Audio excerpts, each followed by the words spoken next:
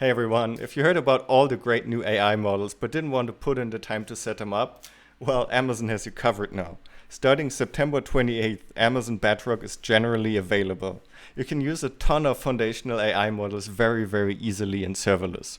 So let's jump in. Go to the AWS console and navigate to Amazon's Bedrock service. And let's go straight to examples.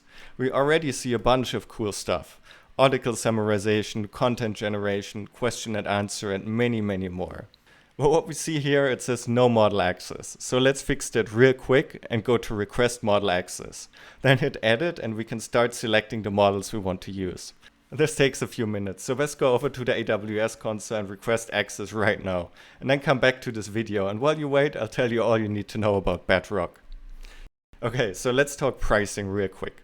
We have two options, provision throughput or on demand. For starters, I definitely recommend sticking to per request while you test the different models and which suits your needs. Once you get settled in, you can go to provision throughput and purchase provision throughput. Here you can select a model category, so either models AWS provided or models you fine-tuned yourself. We're talking a bit about how to do that. Further down, you have the option to select model units and a commitment term of 1 or 6 months. The model units are specific to each model, so if you go to this URL, you can check out how much your specific model will cost you per hour, for instance. Okay, and one more thing. In the settings, I recommend you turn on invocation logging, so you know what you used and how much it cost you in detail. You have the option to log to S3, CloudWatch logs, or both. You can simply select a bucket for S3 and make up a log group name for CloudWatch, and then simply create new roles. Okay, so let's head over to base models, and here we get a lot of information about all the models provided. Let's search for Titan G1. Click it and we see a description, some parameters, and what an API call for this model will look like. And we can directly head over to GitHub to see example Jupyter notebooks. Using the models with Python is super simple too. Just import Bodo 3 and create a Bedrock client. Then we have the option to invoke the models directly with invoke model, like in this example.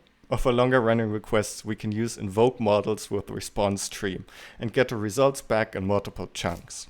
If you want to fine-tune your model to your specific needs, head over to custom models and hit fine-tune model. Here we select the source model we want to fine-tune. Then select input data from S3. This can be a simple JSON files like here. For instance, with a prompt input and an expected output text. Optionally, you can even provide a second dataset for validation. Now, the most important part are the hyperparameters. These will be used to fine-tune your model to a specific use case based on the input dataset you provided. These settings require a bit of experience, so I suggest you play around with them and see how they affect your model. Then select an output location and make sure you have a role with access to write to S3. Now, we can create a new service role and hit fine-tune model. By now you should have access to the models we requested earlier, so you can go to Playgrounds and start interacting with the models. Either chat with it, write text, or create an image with stable diffusion.